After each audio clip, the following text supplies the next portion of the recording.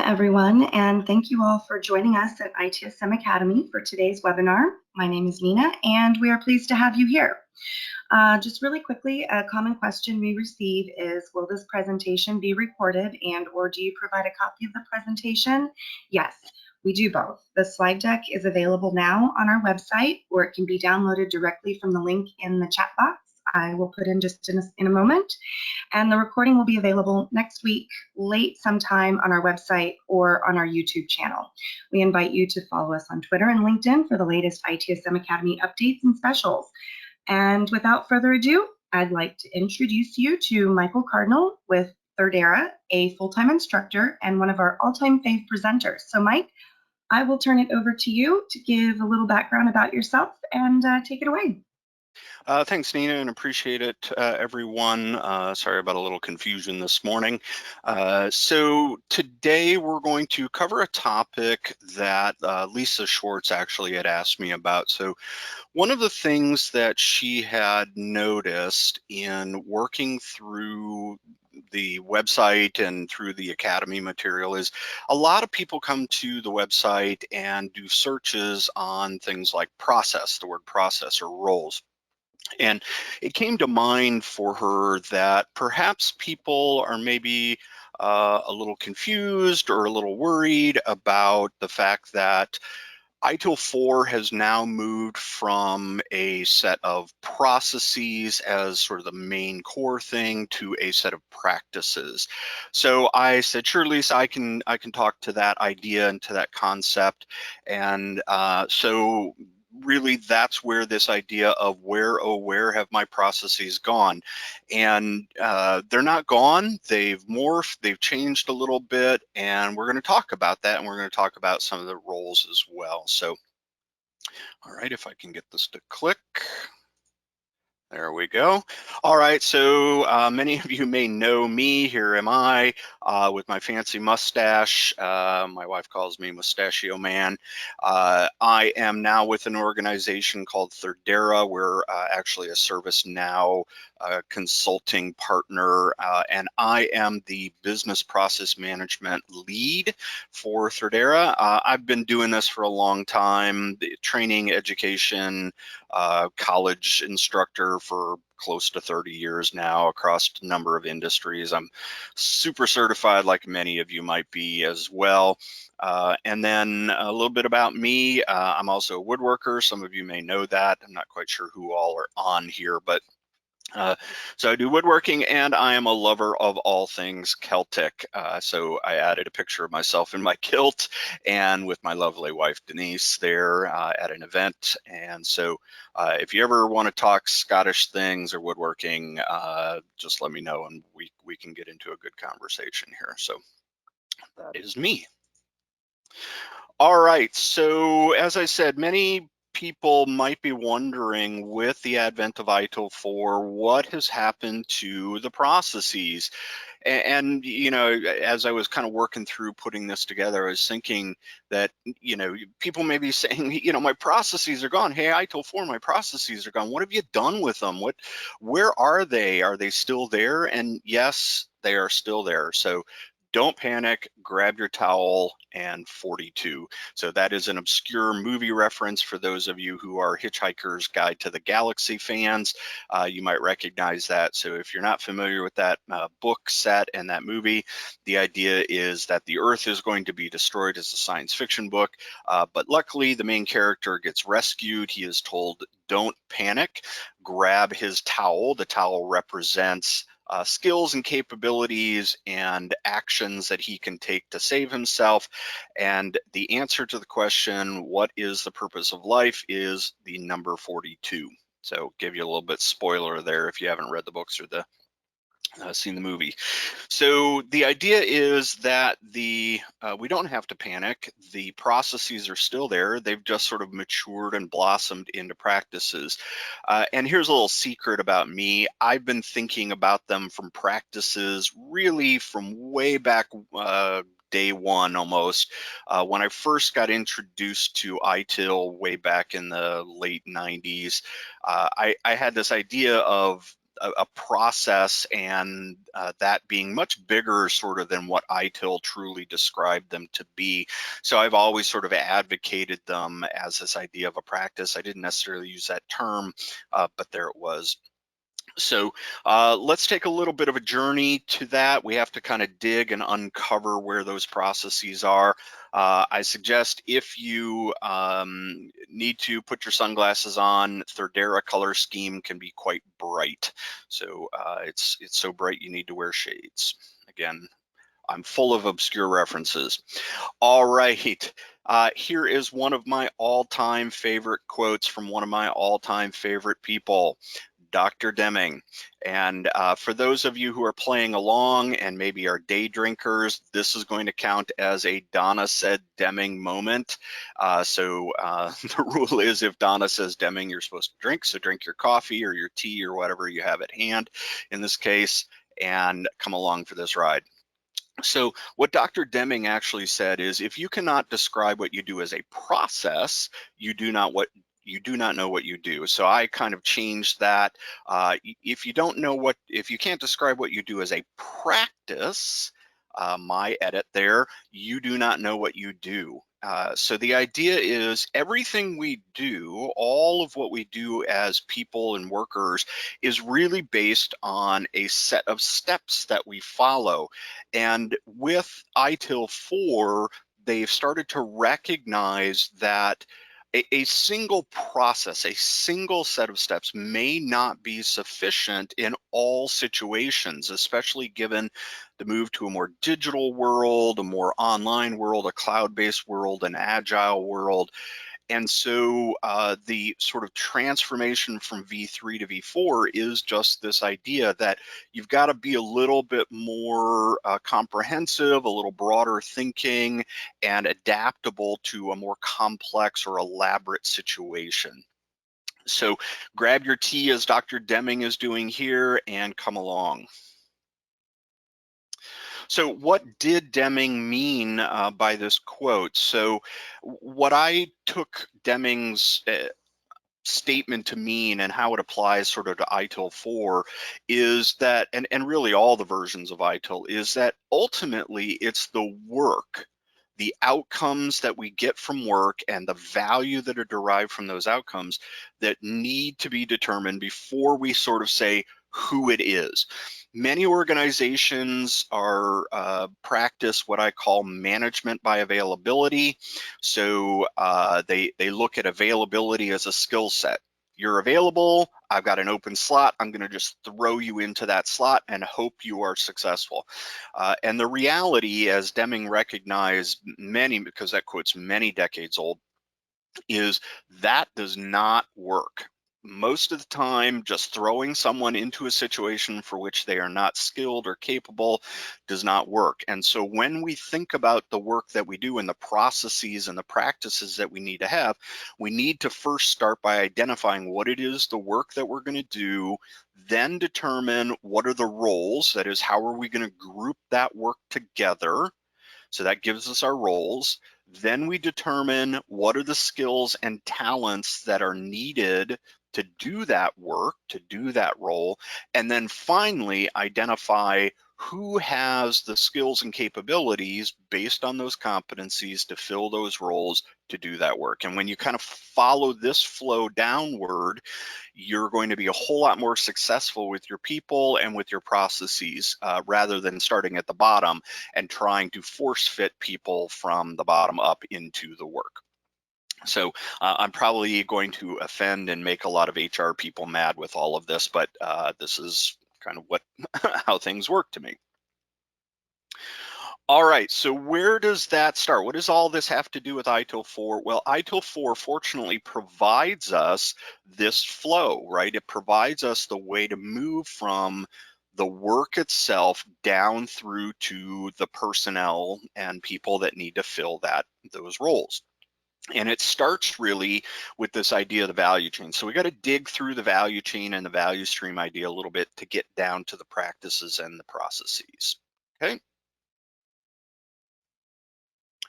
So another person, if you are not familiar with this gentleman, another person that you probably want to start learning about and know about if you're really want to dig into the best way to do some of this is a guy named Michael Porter. Michael Porter is a professor emeritus of business from Harvard. He wrote a number of groundbreaking books, one called Competitive Advantage.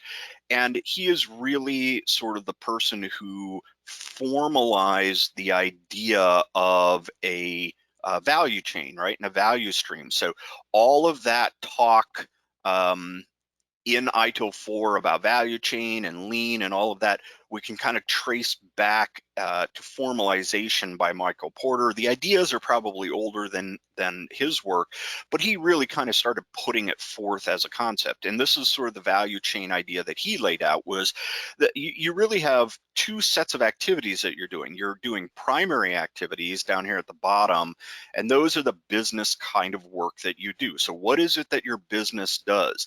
Is it a production company? Is it a marketing company? Is it a telco? Is it a insurance company, a finance company?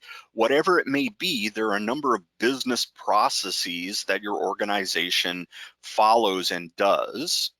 And then there's a number, and those are all seen as verticals. And then there are a number of support activities that happen that cut across those business processes that happen the same way, regardless of who's doing them. So how you organize yourself, how you do human resources, how you do IT, how you do purchasing should be the same across all your primary activities. So whether it's inbound logistics, operations, whatever it may be.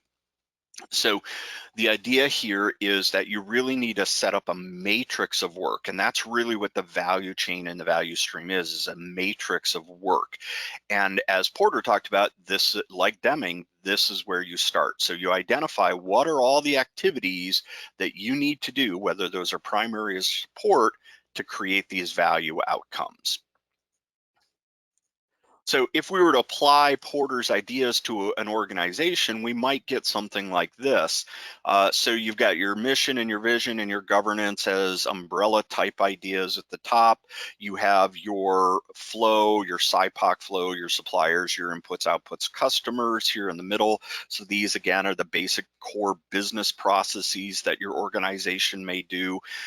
And what we find is most organizations do the same 5 to 7 sets of activities: marketing, research, developing, building, fulfilling, etc. All right, selling, supporting. So these may be common across your organization, whether you're a healthcare organization, finance, insurance, whatever it might be. And then you've got a number of these different support activities going on. So you may have an information management or IT area, technology development, HR, finance. Again, setting up this idea of a matrix management. So if we were to combine these ideas and kind of take the support side and the business activity side and put them together and then try to figure out everything that we do, we might be able to use something like this. This is what I call a combined value chain. So it's basically the matrix overlaying the business activities along the top, inbound logistics, right, taken from Porter's value chain, and then matching them against Deming's activities of planning, doing, checking, and acting. And then we could sit and go through brainstorming and do an exercise of matching up these two things. So what are the planning things we need to do for inbound logistics? What are the doing activities we need to do for outbound logistics, etc.? So this could be a way we could do this, right? Is start by using this matrix and start filling this in. It's possible, we can do it, but that's a lot of work, right? And so what we want to do is make our lives easier, and that's where ITIL comes in. So what ITIL 4 has done is provided us with a starting point for this combined value chain idea of combining both the streams of primary and support activities along with the value proposition that comes out of it. And that's where you get the value stream system from ITIL 4.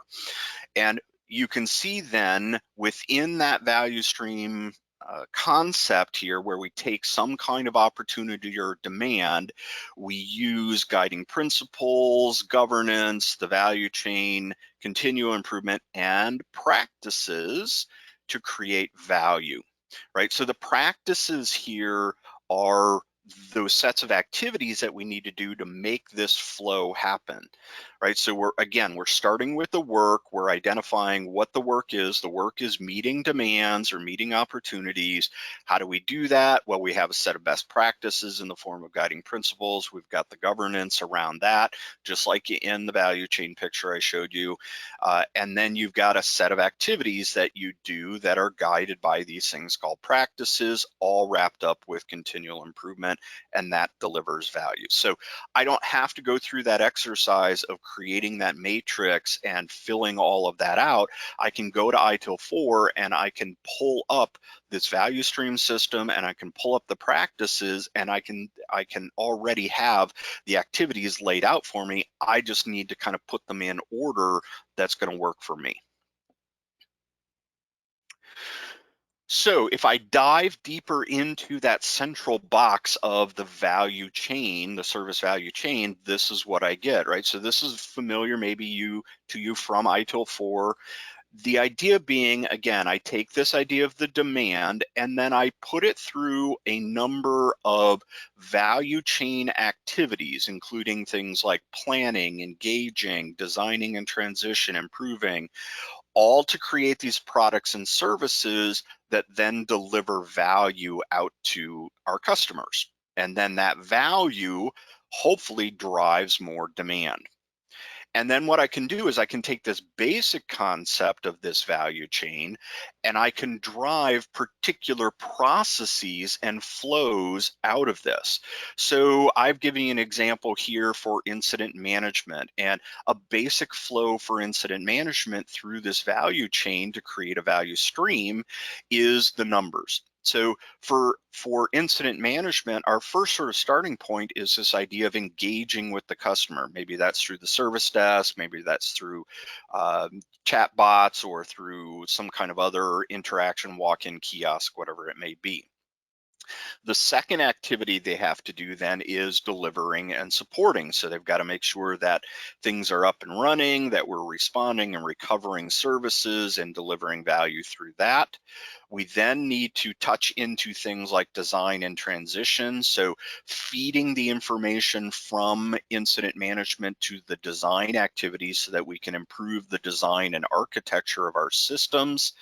That then leads us to take improvement actions, and those improvement actions lead to the actual building and creating and changing of our tools, our capabilities, our platforms, our infrastructure, whatever it may be.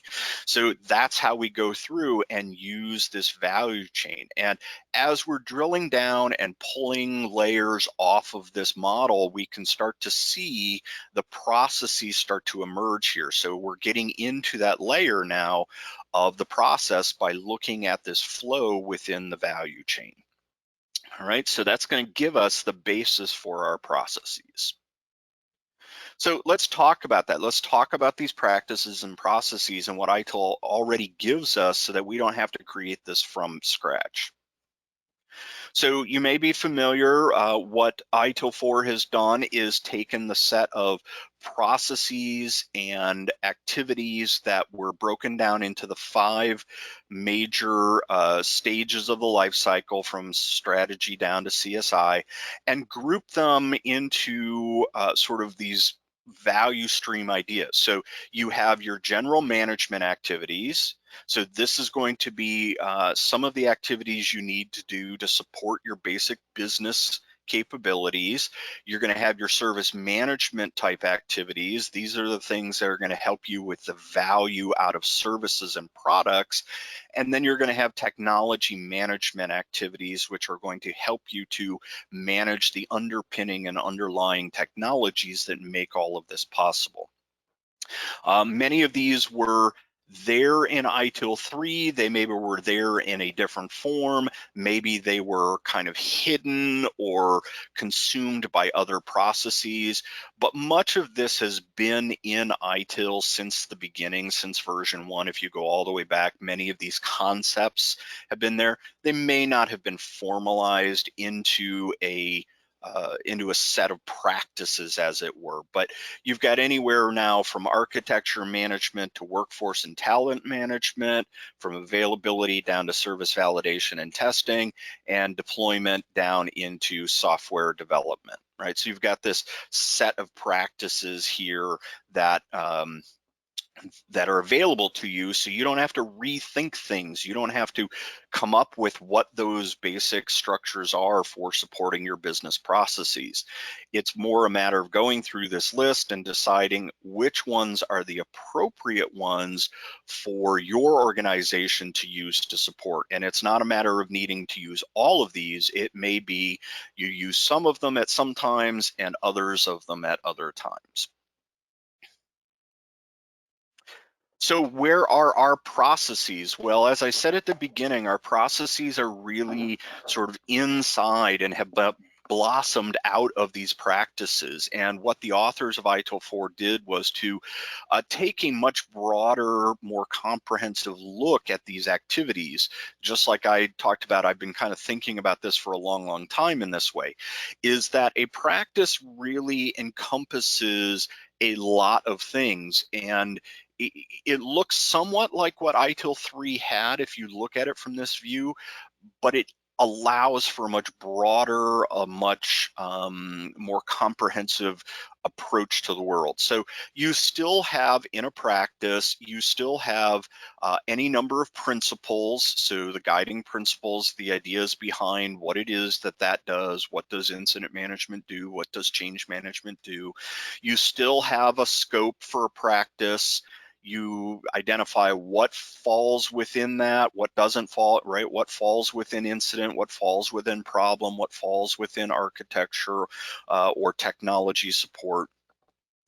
You have this new idea of practice success factors. So you may be familiar with critical success factors, but now there are these things called practice success factors. And it's really just taking that idea of critical success factor and applying it at the practice level, saying, what is it that we need to do and what do we need to have in place for this practice to be successful?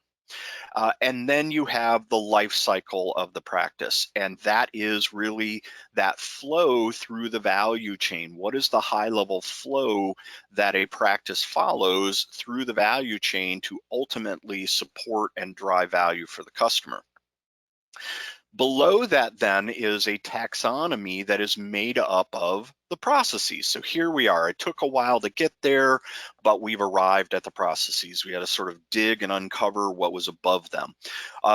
This, as you can see, the practice definition right here, or relation to a practice, each practice can contain one or more. That's the big change here, right? One or more. In version 3, you basically had one flow to one process, right? So you had one way to approach things. And that doesn't necessarily, as I said, it doesn't necessarily work in all situations. And so what we needed to do is recognize that in different situations, I may have to have multiple processes, multiple sets of steps that allow me to achieve outcomes. And so within a practice, I'm going to see this breakdown multiple times. I'm going to see a process that tells us the high level what needs to be done. Then I'm going to take that process and break it down into procedures. That's going to tell us how we do those steps. And I can have multiple procedures for each process. I'm going to then take those procedures and break those down into a couple of things like work instructions.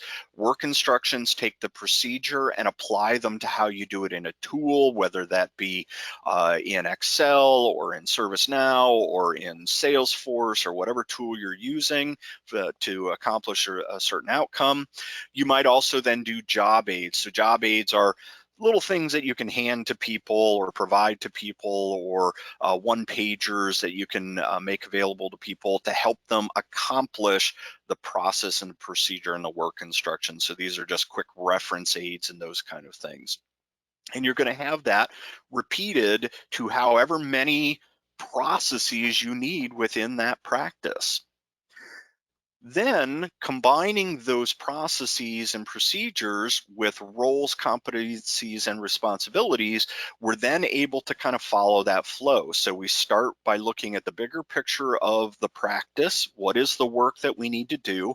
What is it? How do we do it? Then identify what roles and competencies and responsibilities are needed to do those, and identify the people that do them. And then at the bottom here, we put in continual practice improvement or continual process improvement and measurements and metrics to kind of finish out the cycle. So you've got sort of this similar look and feel from the taxonomy to what we have in terms of the value chain and the value stream. So let's talk a couple examples. So here's an example of kind of a high-level diagram that shows the makeup of the IT asset management practice. So you've got basically along the top, you have your high-level life cycle. So for ITAM, for IT asset management, it starts with initiation and planning. You then identify your assets, you put those assets under control, you operate those assets, you do status accounting and reporting on those assets, and you do verification and audit on those. And for those who are familiar with older versions of ITIL, yes, this is the exact same flow as configuration management, because configuration items and assets are really two aspects of the same item. A computer is just a computer. In some cases, I may want to look at it as a configuration item from the production and management and control aspects. From the financial and contractual side of things, I want to look at it as an asset. So the processes by which I do that, or the flow by which I do that, are the same. What starts to differentiate asset from config are all these boxes underneath, and these are potentially the different processes that make each of these life cycle steps possible. So you're going to have a different set of processes for IT asset management than you would from config, even though you may have the same high-level lifecycle flow. Some of these are going to be very simple kinds of activities. Here under initiation and planning, I look at it as answering questions like who, what, where, when, how, why, the journalistic questions, right? So whose asset is this? What is the asset? Where does it reside? When do we need to keep track of it? All those kind of questions. And then under identification, I might have various activities like pre-inventory, extraction of data, translation of that data into the platform that we're keeping things in.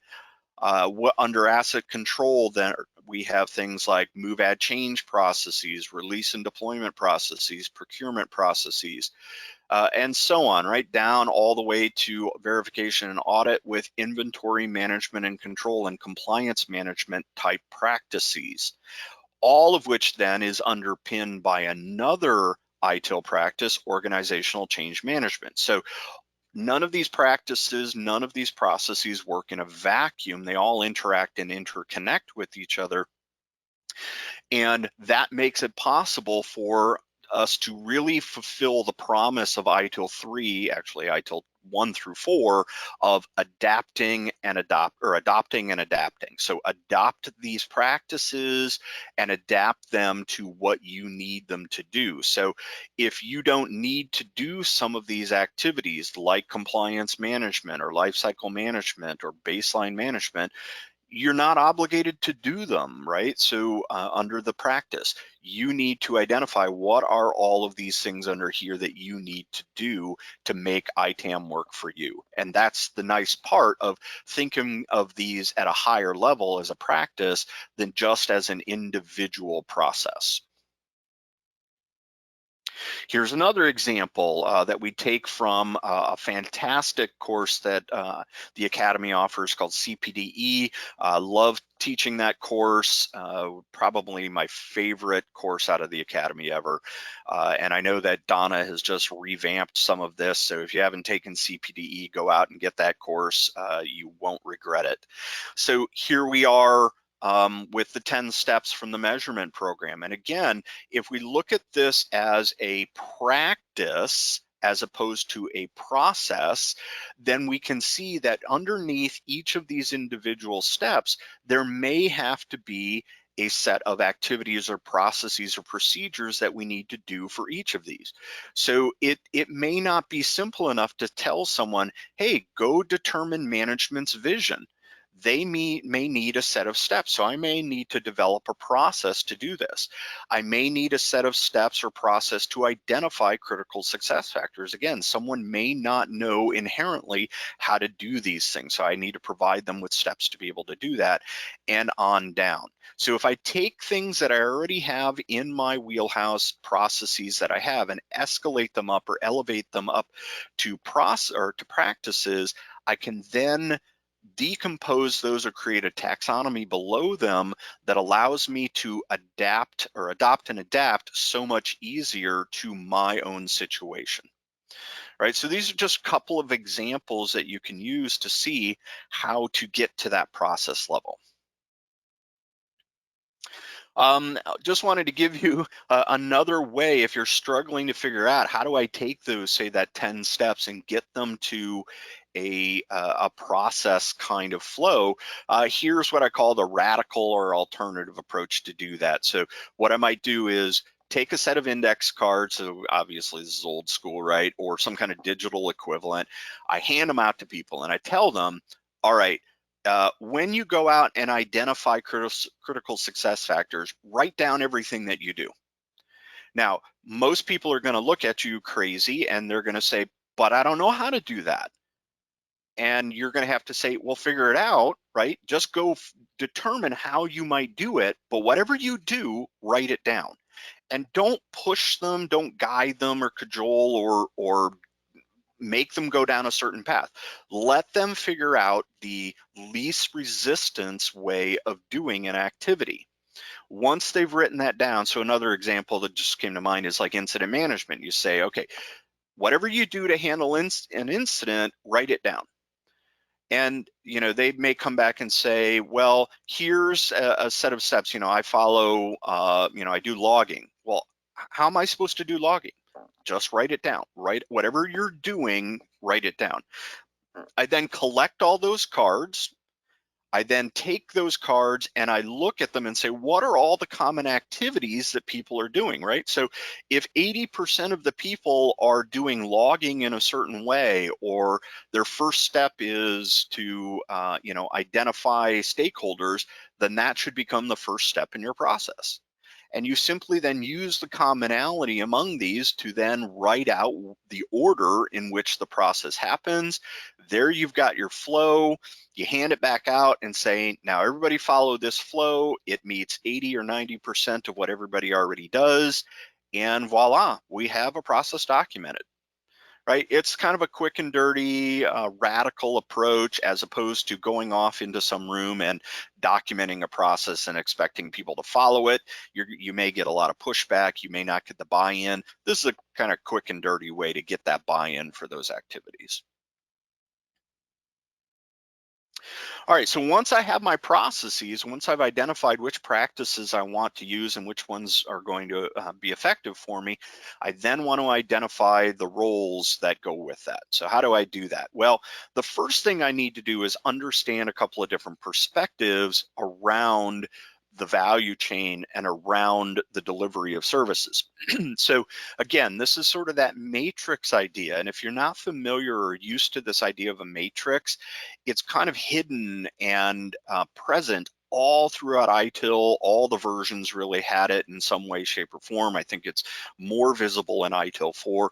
But the idea is, if I deliver, say, 3 services using a set of business practices, that's going to give me sort of that vertical view of things, that up and down view of the world. So I'm not really concerned about which practices need to be used. I just am concerned about delivering the value out to my customer.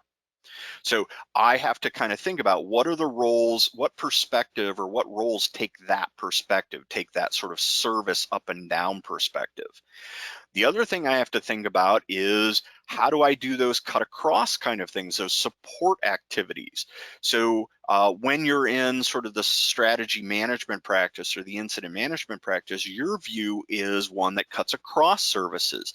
So you're not so much concerned about a particular service and how it's delivered, you're concerned about how the processes and activities are done across those services. So again, I want to look at those different and think about those different perspectives as I identify what the roles are that I need to provide to do this work, and recognize that it's really the juncture of those two things.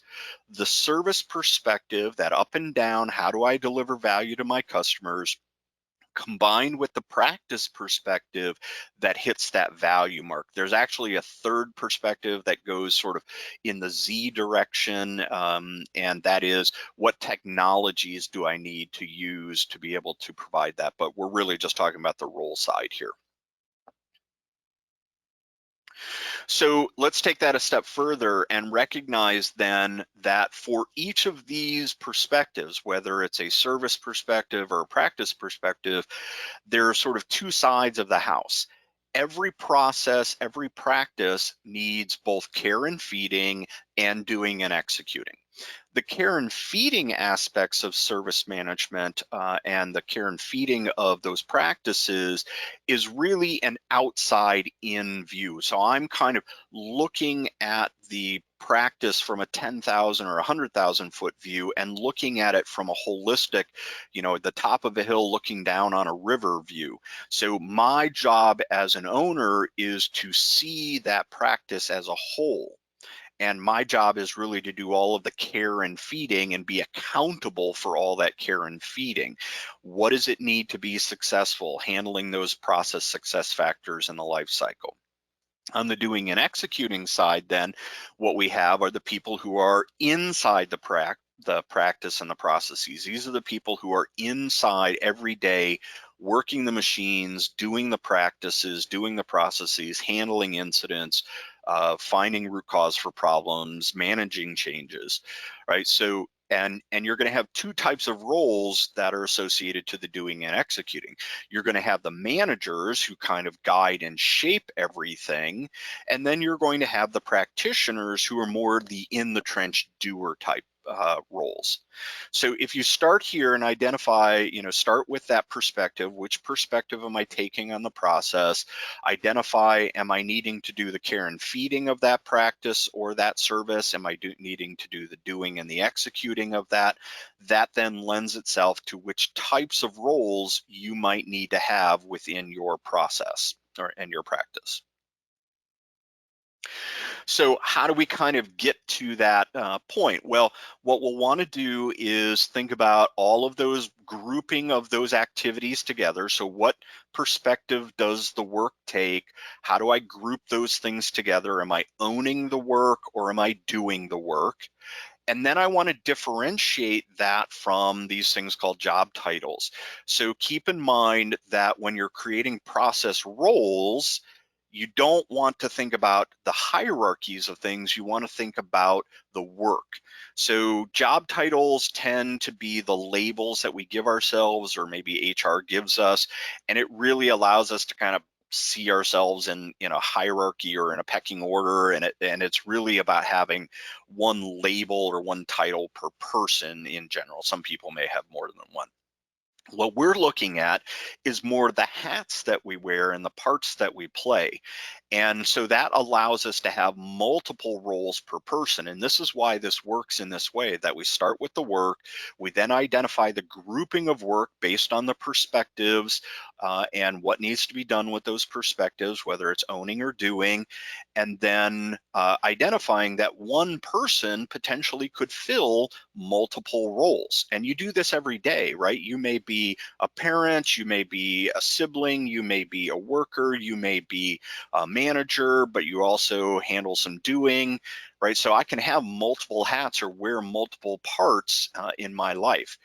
And the way that we determine who should have those hats is not based on who's available, but based on who has the skills and the talents to do it. And so I always advocate, when you're writing up your processes within the practices or developing these processes within your work, you should the roles should really reflect the work, not the hierarchy. We tend to, again, go back to the who instead of the what. And so I suggest, if you're going to call something a role, right, in the incident management process, call it the call taker or the handler, because that's what they do, right? They're a doer, they're a practitioner, they handle calls. Call them a call handler or a call taker, rather than some, title like level 2 network technical response analyst, right? Some crazy title like that. Also recognize that 85% of people who have that title analyst do no analysis. So the title of the role to me, or the name of the role to me, should reflect the work that's being done, not the place in the hierarchy. So again, sorry to any HR people out there who are offended by this. So let's finish up by talking about those competencies. What competencies then do we need? Well, I advocate that you focus more on talents than on skills. And what is the difference? Well, a talent is something that we are born with. It's inherent. And if you've read the work of Marcus Buckingham, particularly in a book called First Break All the Rules, talents are those rare and special things that people have. You can't put them in, you can't take them out. If somebody is lacking a talent, they're not broken, they're not a failure.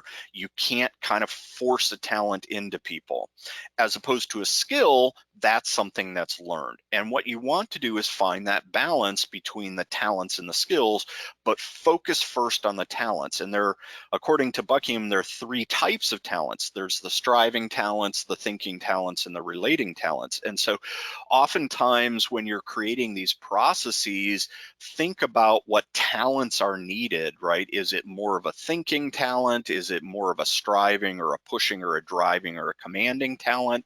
Or is it more something where you need to relate to someone, that kind of talent? I advocate that last one especially is important for people doing service desk work or doing incident management, that they have those relating talents as opposed to lots of skills. Knowledge management is an activity that makes up if you don't have those skills, right? That's the whole idea of knowledge management, is it supplements the talents by providing the knowledge that people need in the form of skill-based things.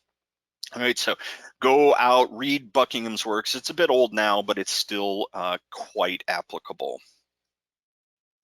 You might also think about the work of Howard Gardner, a guy who talked about the fact that there's more than one type of intelligence in people. So when you're going through and identifying what work does it take to log a ticket, you might want to look at these multiple intelligences or these different types of intelligences.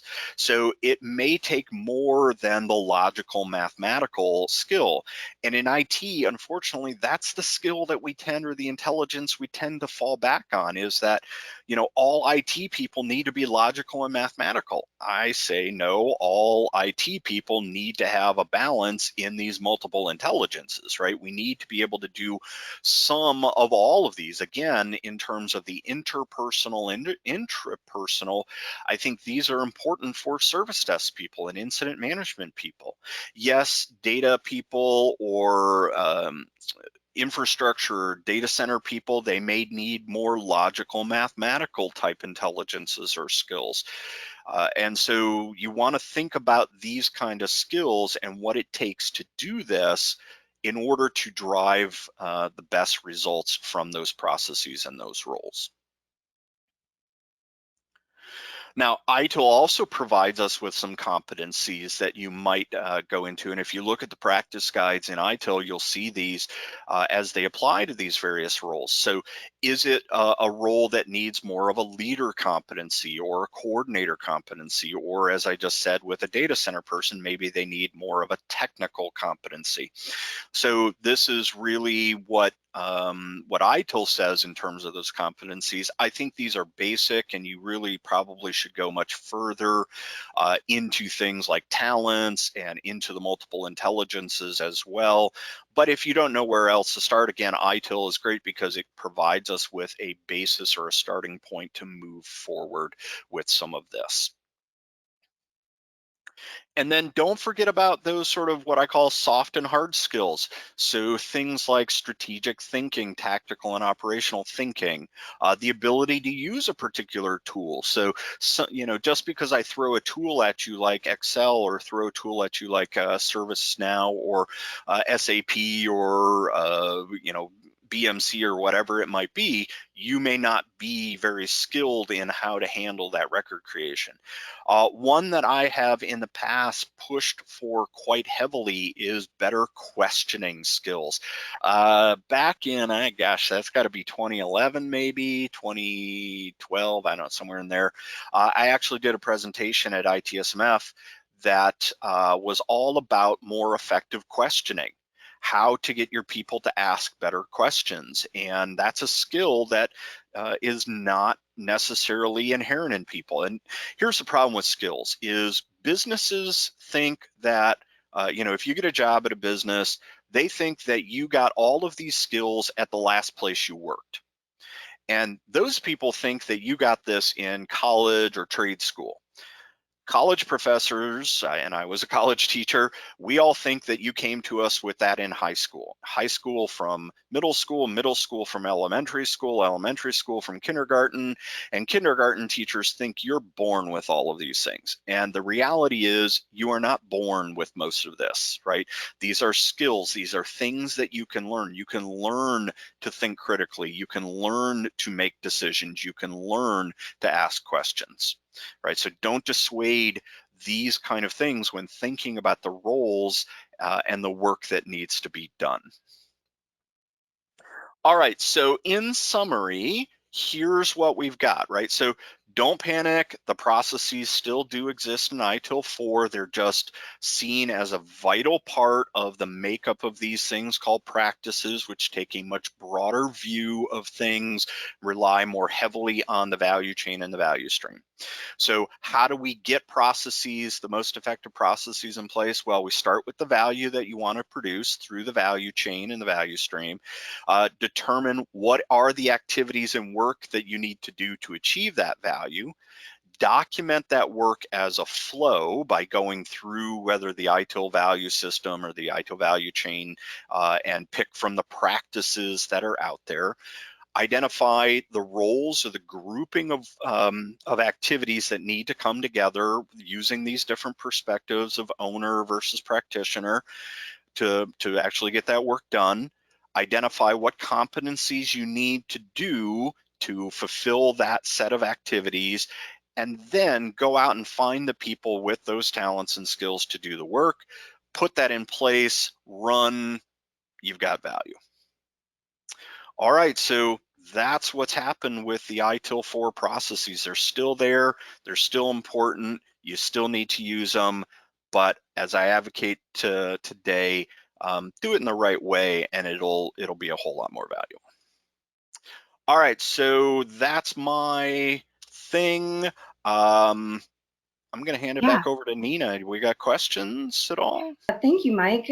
Great point about signing for who has the skills and talents and not the place title in the hierarchy. Yeah, so we do have some comments and questions. Looks like we have one. Can I rephrase the premise behind the presentation? Where are the process flows in prior ITIL versions? You have an out-of-the-box process flow for each core process. I still think there's value in that, and it feels that ITIL 4 is too difficult to grasp for a newcomer. What are your thoughts? So let's kind of take that in reverse. Is ITIL 4 a little bit more heady, esoteric, higher level? Yes, I agree with that, right? It is taking things really from the top down in terms of thinking and really wanting you to think in a sort of broader, bigger picture. I agree with that. I think, you know, everything is not perfect. So could could it be a little bit more simplified? Maybe. As far as using existing out of the box process flows, yeah, that, I mean, that's the idea that I was kind of trying to promote, at least during this, is if you don't know where else to start, go start with one of the existing process flows that's out there. But don't rely on it necessarily to answer every situation and every question and to handle all things, right? It, as it's designed, it may not be perfect for your situation or ideal for your situation. So don't be afraid to modify it. But again, use that kind of flow that I talked about. Modify it from the work down to the people. Don't accommodate the people. I know that sounds bad, and I'm not trying to make it sound bad, but the idea is you shouldn't be optimizing a process for one person, right? Because one person doesn't like the way a process flows. It's ultimately, it's about the value you're providing to your customers, and it's bigger than one person, right? So these are radical ideas, I know, and you know, take me out back and flog me for it. Sorry. So there you go, Nina. Okay, well, appreciate that, and I hope that answered your question. Comment. Anybody else have any last questions to get in? I mean, we don't have a whole lot of questions. We do have the comments of, you know, great job, fantastic presentation as always. So we always love to hear that. Very informative.